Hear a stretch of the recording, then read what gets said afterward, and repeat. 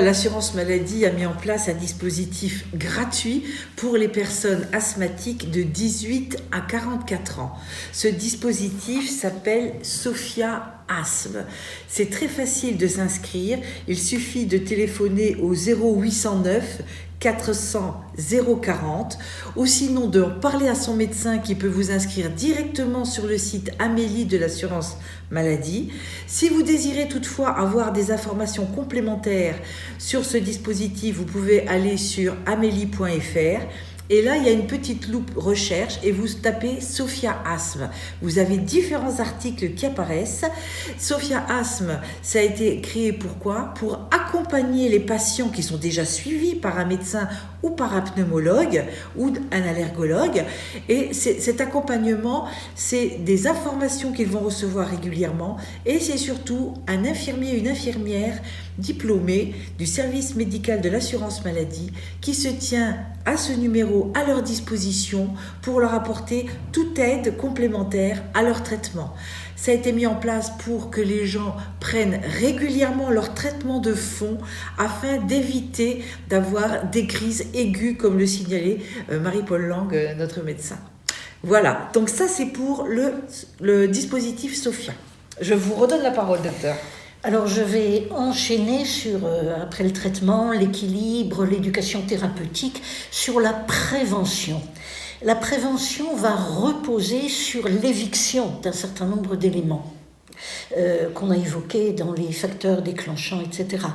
Les allergènes, bien sûr. Alors les pollens, les acariens, on en a déjà parlé, mais j'insiste peut-être sur les acariens pour rappeler que c'est le problème du lavage des draps, d'aérer la chambre, de passer l'aspirateur et pas de faire la poussière au chiffon ou au balai, de mettre le minimum de peluche dans la chambre des enfants et s'il y en a, de les laver une fois par semaine ou même de les mettre une nuit au congélateur. Ça tue les acariens.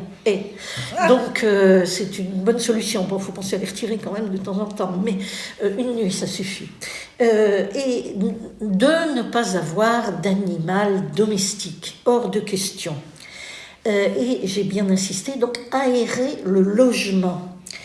C'est valable pour donc, les allergènes, mais c'est aussi valable pour tous les toxiques et les irritants. La pollution, je vais vous parler d'une étude si je peux rapidement, et devient considérable. Ça a été triplé depuis 40 ans. Dans nos logements, donc nous sommes d'autant plus sensibles. Alors, les mesures évidentes, c'est celle donc aérer le logement. On ne le répétera jamais assez, je crois. C'est aussi quand on a des meubles qui arrivent maintenant, de ne pas les mettre directement, surtout dans la chambre des enfants, mais de les mettre à aérer à l'extérieur, si possible, sous un auvent, à l'extérieur, dans un garage, à défaut, pendant 3 semaines au moins, avant de les réintégrer dans le logement. C'est bien sûr la lutte anti-tabac. Le tabac est une des causes de l'asthme aussi en facteur déclenchant avec les polluants domestiques, le reflux gastro-œsophagien, j'en ai parlé, et également donc avec les sprays et puis la météo. Je n'ai pas parlé des facteurs climatiques, mais on sait bien que le brouillard, en abaissant tout, abaisse aussi les allergènes, les polluants. Alors attention, ne pas sortir à ce moment-là, d'ailleurs, quand on est asthmatique. Aérer le logement, mais soit pas aller faire son jogging quotidien. Voilà. L'alimentation, rapidement, parce qu'on s'est rendu compte, encore des notions assez récentes, qu'il pouvait y avoir un rôle bénéfique des oméga 3. Donc les oméga 3, c'est ce qu'on trouve dans certains poissons notamment, saumon, maquereau, dans les graines, les noix, etc. Mais à l'inverse, un rôle peut être délétère, c'est-à-dire néfaste en l'occurrence, des oméga 6, donc dans les huiles de tournesol, de maïs, de pépins de raisin, voilà. J'insiste aussi sur le rôle préventif de l'allaitement maternel qui a été prouvé, quand justement on est dans une famille d'asthmatiques, qui a été prouvé sur la prévention de la survenue de l'asthme chez le bébé, chez l'enfant. Attention aussi, un facteur qui intervient, c'est le stress. Alors maintenant, c'est facile dans notre société de dire faut réduire le stress, mais c'est moins facile à réaliser. L'activité physique régulière. Alors si en plus c'est avec de l'eau, la natation, les aquabikes, aquagym, enfin tout ça, il faut y aller. Voilà, l'éducation thérapeutique, on en a parlé. Et je mentionne aussi les écoles de l'asthme pour les enfants, les adolescents. C'est très important que dès l'enfance, on puisse leur expliquer ce qu'est l'asthme, comment on y fait face, comment on le traite et surtout comment on le gère soi-même. Voilà.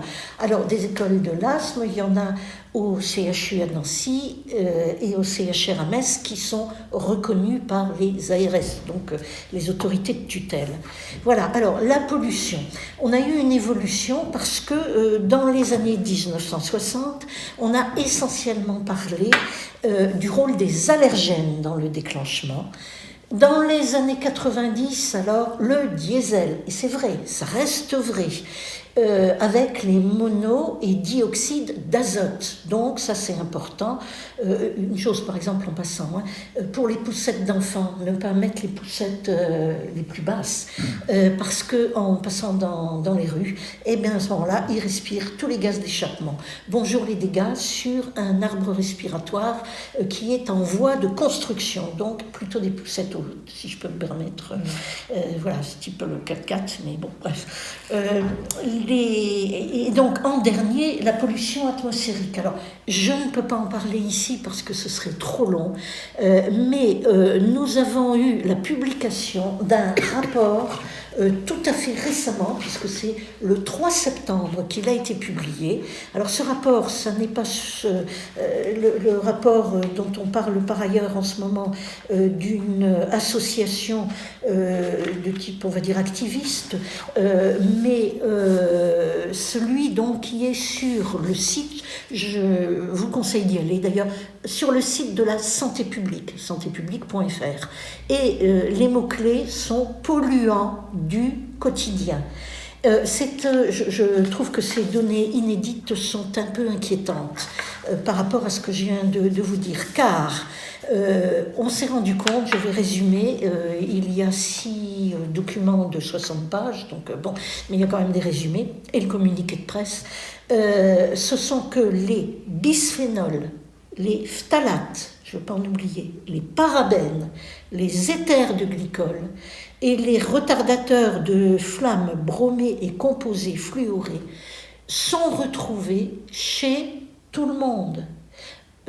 Certains et pas d'autres, mais nous sommes tous imprégnés de ces polluants qui sont présents donc dans l'organisme de tous les Français et qui peuvent avoir des effets délétères sur perturbateurs endocriniens, cancérigènes pour certains, etc.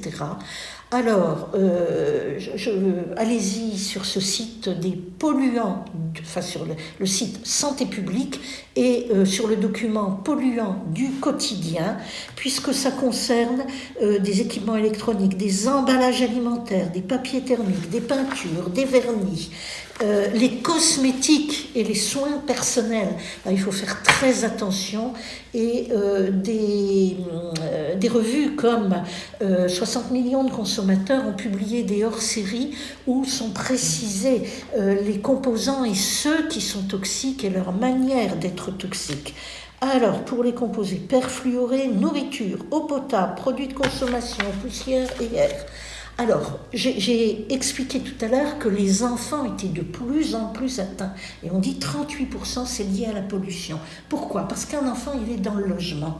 Parce qu'un enfant, il y a ce qu'on appelle main-bouche. Il touche les moquettes où il y a des produits maintenant, les meubles, etc. Il les porte à la bouche, donc il les avale, il les inhale.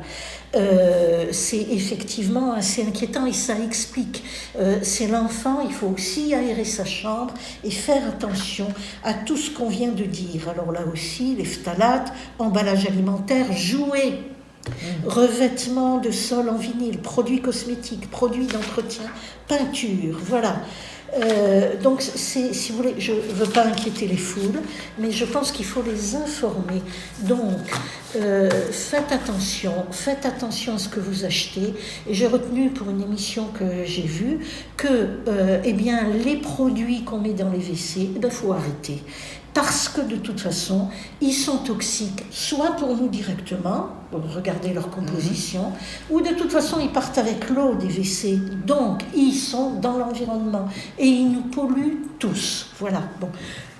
J'aurais voulu terminer sur quelque chose de plus positif que cette inquiétude, mais si, j'espère que notre action, celle que font toutes les entreprises comme la CPIAM, et ce que font les médecins et les pneumologues, vont permettre qu'il y ait moins d'asthme et que les gens qui en ont se gèrent mieux et n'aient pas de pathologie grave.